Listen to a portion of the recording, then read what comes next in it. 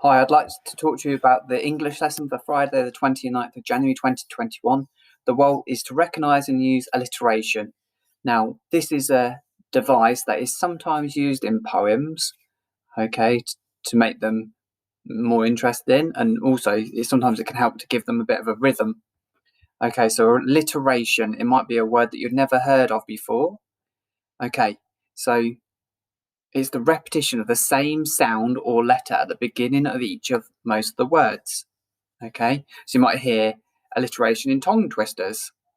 Okay, but it also helps to create different effects, either for description or to create more drama or danger. Okay, sometimes we hear it in song lyrics and with brand names. Okay, I'm just thinking of one off the top of my head. It's an American brand, Dunkin' Donuts. Okay, there might be some of the ones that you might be able to think of, some companies that have, or brand names that have the same letter or same sound at the start of them.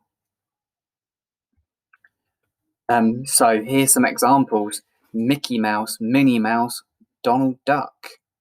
Maybe you can have a think of maybe some other characters' names that might have the same sound at the beginning. Okay, and you can see them here. They're in some tongue twisters.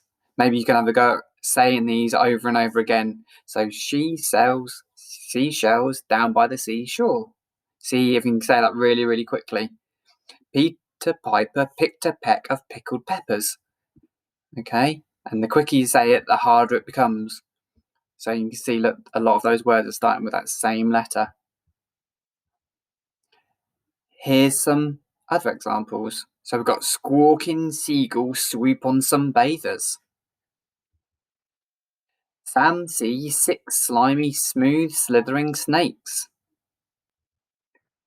10 terrible tigers tore Tony's teddy. 7 snapping sharks swim in the sea. Zany zebras zigzag through the zoo. Carrie cuddled the cute, curious cats. Okay, and I've just put some more on here for you. So some other examples. Platypus play pokey picking popcorn. Cockatoo cooks crazy cold crocodiles. Koala kicks kind kids' kites. Numbats nippy nightly neighbours. Now these ones don't really make any sense. They're a bit more nonsense, aren't they? Okay, I'll let you read the other ones. So so maybe you can have a think, see if you can come up with your own alliteration. You might want to pause the video and have a think with an adult or a partner. Here you go. So can you find the alliteration in this one? Now it's a Michael Rosen poem and it's a nonsense poem. So Tiffy Taffy Toffee, Tiffy Taffy Toffee, on the flea flow floor, Tiffy Taffy Toffee, on the D-do door, Kiffy Caffy Coffee, in a jig jag jug, Kiffy Caffy Coffee, in a mig mag mug. So there's loads of it in there, isn't there? There's Tiffy Taffy Toffee, flea flow floor, Tiffy Taffy Toffee, D-do door, Kiffy Caffy Coffee, jig jag jug, Kiffy Caffy Coffee, Mig Mag Mug. And you can really feel a beat to that one, can't you? Can you find any in here? I can't do my bally bottom button up. I can't do my bally bottom button up. Can't do my bally bottom button up. It's so tight, serves me right. I must have eaten too much grub last night. I can't do my bally bottom up. And through you think it's fun. I know you think it's fun, sorry. What's the use of buttoning up the belly button when the belly button's undone?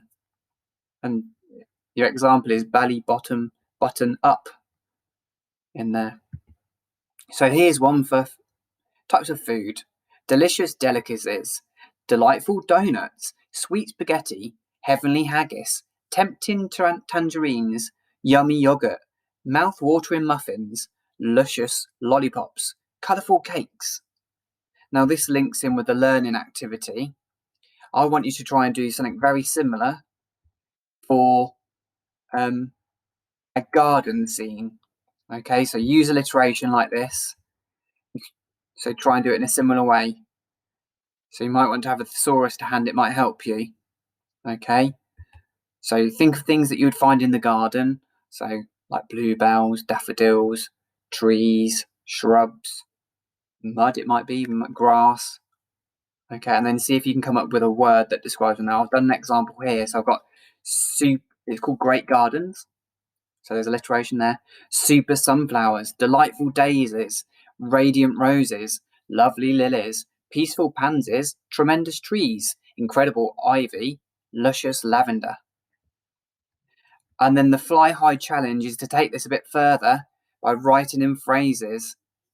Great green, and this is my example, great green geraniums growing, ruby red roses resting, delightful dandelions dancing dramatically.